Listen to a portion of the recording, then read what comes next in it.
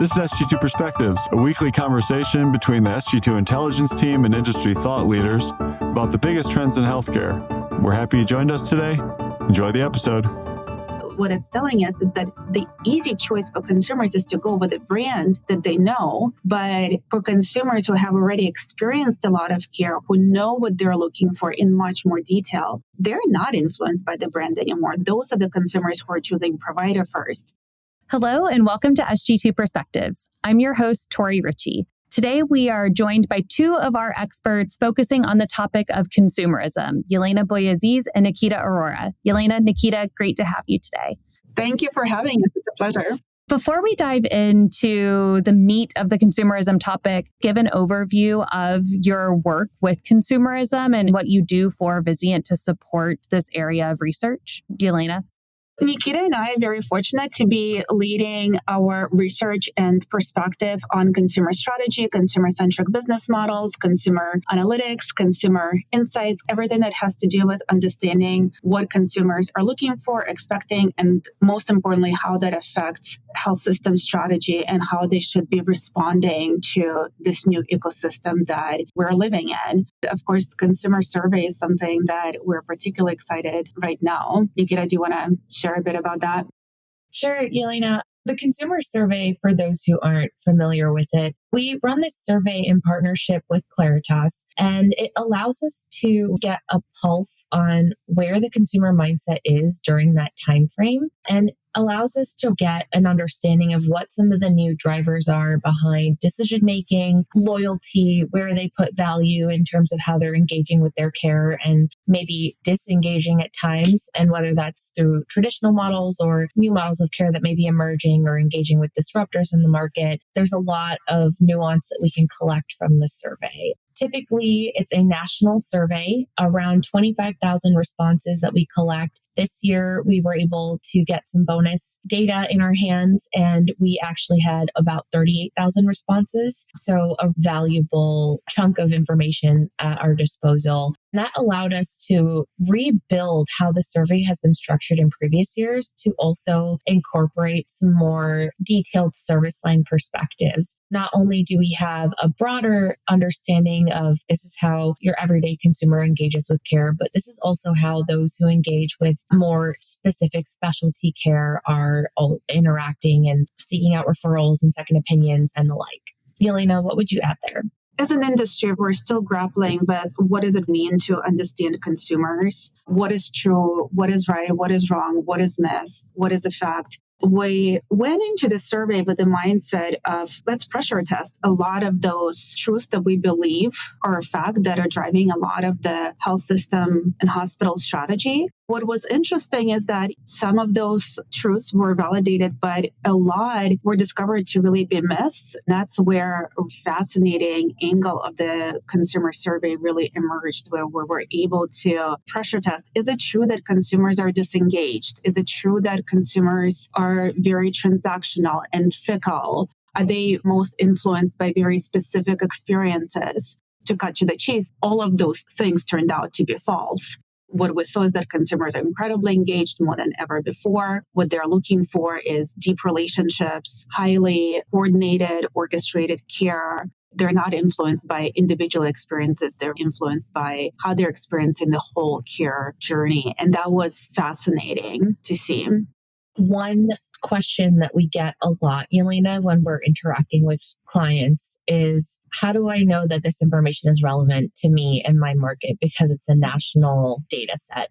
We're lucky to have been able to partner with Claritas and have them distribute the survey in a way that is reflective of the average census. And so it does give you a pulse on this is how folks in the 65 and up aging cohort are engaging and interacting with care versus how some of our younger consumers are interacting with and maybe even seeking out newer areas for gathering information and engagement with care.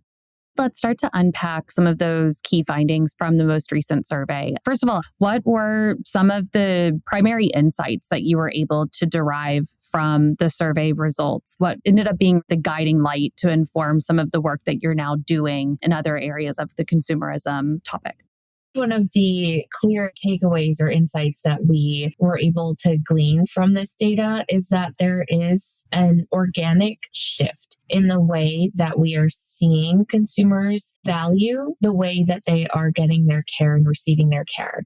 When we take a look at the data from a segmentation across generations, we can see that there is importance and a lot of trust put into some of the more traditional facets of care delivery, which is having those convenient factors like your easy appointment scheduling, your access to care in an easy manner, prioritizing these factors like experience and reputation and brand. But when we take a look at things a little bit more closely, not just generationally, but overall, we're seeing that the true value lies within that longitudinal relationship-based engagement. Not having a transactional or episodic type care encounter. It's more about making sure that when you're engaging with your provider, they know who you are as a person. They've known you had XYZ scenarios before coming into this appointment, and you may be on certain medications, and you're looking into these wellness programs, and they're aware of the universe of care that you're engaging with, and have that relationship long-standing and investment in what your well-being will be, not just in the immediate, but in the future as well.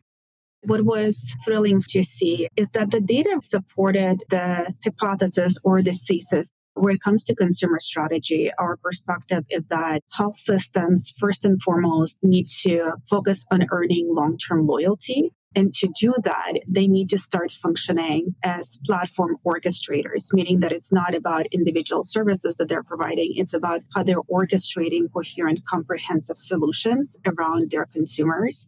It was thrilling to see that that was exactly what the consumers told us they're looking for.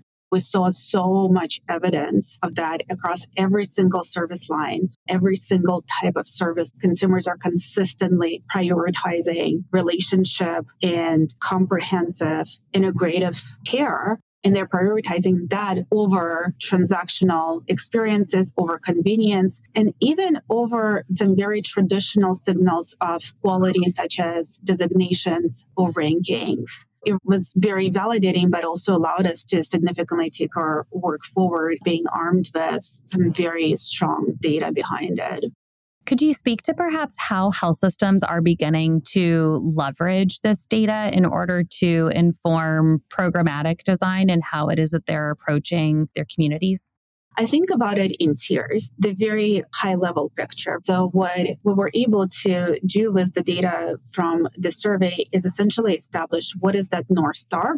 Where it comes to health systems, helping them set that North Star for consumer strategy is incredibly helpful because right now consumer strategy in your average health system is incredibly fragmented across many different silos. They're not usually aligned on the work that they're doing. Creating a cohesive picture, what is it that consumer strategy should be moving towards? What is the ultimate goal? What is the North Star? Is one way in which this data is very helpful. But then when I get into much more granular, more operational insights, that's where at the level of service line, we were able to dig into detail on how consumers are selecting their providers, what is behind their choices to stay or to leave. We asked a lot of questions. We interviewed a number of health systems prior to the survey to understand what is going to be helpful in addressing with the survey. A lot of questions came up, such as, well, do consumers choose health system first or provider first? Exactly what type of visits are they willing to take virtually versus in person? Another one that's great is it true that a woman consolidates all of her care at the hospital where she gives birth?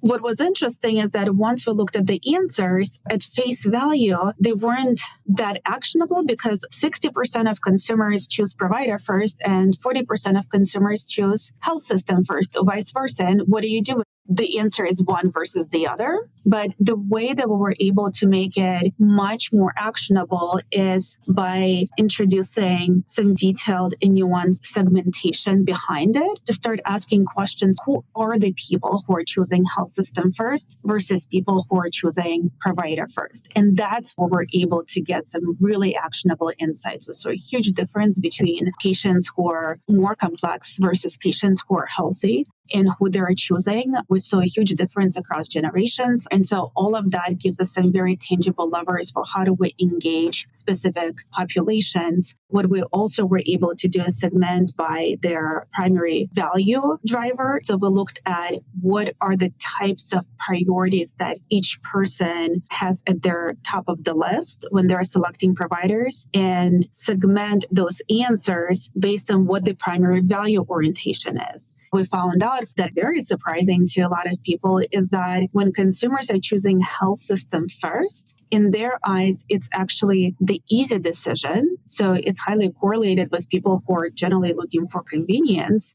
Health systems are certainly not convenient, but it's a very different mindset, nuance that we have to apply to interpret this data. Essentially, what it's telling us is that the easy choice for consumers is to go with a brand that they know. But for consumers who have already experienced a lot of care, who know what they're looking for in much more detail, they're not influenced by the brand anymore. Those are the consumers who are choosing provider first. And that was very eye-opening. So when we're talking about designations, we're talking about rankings, brand name, that's important, but only to an extent. It's important to people who haven't experienced the health system and who want an easy answer to who to schedule with. But people who know what they're looking for and have experienced the complexity of navigating the health system, they care exceedingly less about all of these things, and they're much more intentional about the exact provider that they're looking for and the characteristics in a provider that they're looking for. One token of advice and direction that we like to provide to our members when they're dissecting the data and digging into what the meaning behind everything is, that a lot of times the way consumers are engaging with the survey and responding to the survey is from the mindset of this is my ideal state. When they're asked a question like, I exercise daily, or I eat a healthy diet, or I aim to be invested in my long-term care, these are maybe not realities that you're seeing manifest in your real-time data as consumers are engaging and what you're seeing in your hospital volumes and what that might look like. But it is an indicator and a signal that that is where this consumer wants to be. And that's where you need to start reinforcing and bolstering service offerings and providing a way to fill in that gap that may exist in how they're able to achieve that care today. There's one segment there. The other conversation that we've been engaging with is that, yes, this consumer perspective is so important to understand, but when you take this, don't forget to also consult with your providers in the field. Understand that we love virtual care. Virtual care is something that is a huge convenience, and we're seeing a lot of action towards it. But is it realistic and practical to have every type of encounter as a virtual visit? Not necessarily. There needs to be a conversation between those who are making the decisions on what care redesign and system strategy is going to look like and how that trickles down from the decision makers into those who are actively on the front line providing this care. And making sure that there is an alignment and understanding that there are certain scenarios where I can have a virtual visit for my child, and that's an easy way to get them seen by a doctor. But sometimes there's secondary symptoms that aren't detectable virtually for certain cases. If your child has strep throat, you need to have a strep throat test done. That needs to happen in a physical setting. And so there needs to be a very intentional selection and deselection of services that are allowed in that space. I think we'll speak to a lot of our health system leaders as they're listening to this. Where it comes to interpreting consumer data, it's important to go beyond just taking at face value what exactly the consumer told us they want and doing and executing exactly that. What we're trying to get at is what are the needs that consumers are expressing to us. The consumer's job is to tell us what the needs are. Our job is to design a solution for those needs. Like if Steve Jobs ever asked consumers what type of smartphone they wanted, they would never be able to describe the iPhone. And in the same way, it's important to ask some face value questions when we are trying to validate, will consumers use X, Y, and Z? But for the most part, when consumers are telling us that they want virtual health, what they're really telling us is that they want convenience. They want seamlessness. They want virtual digital connection between them and the provider. then it's up to us to design how to make that possible. It doesn't mean that we should be doing exactly what the consumer thinks is safe. That's not up to the consumer to tell us where we're failing their needs and then design for those needs. To that end, what are best practices that health systems should deploy when they're beginning to define and establish their consumer strategy? Where do they start with this work? I'm an analytics person, so I'm biased. I truly believe that where it comes to consumer strategy, having your analytics foundation is critical, because we already talked about how in consumer strategy, the first and foremost North Star is you need to design your care delivery with loyalty as the design principle. And so if you have never measured loyalty, if you have no idea whether your patients are loyal to you or not, how much are they fragmenting care, you're not going to have a very well-informed place to even start. That assessment starts with understanding what is my current share wallet and what is my retention rate, what is my new patient acquisition rate. That requires having the data assets. Another really important part of the analytics is being able to have this 360-degree view of the patient, the digital twin, if you will. Sometimes it's referred to as the identity infrastructure. And that's something that's going to be increasingly more critical to be able to execute on a lot of the consumer strategy imperatives. Nikita, anything you would add? Once members have surpassed that level of setting and understanding how to get a comprehensive idea of who our consumer base is and how they engage, it's also having that internal and cultural shift towards this orchestration mindset.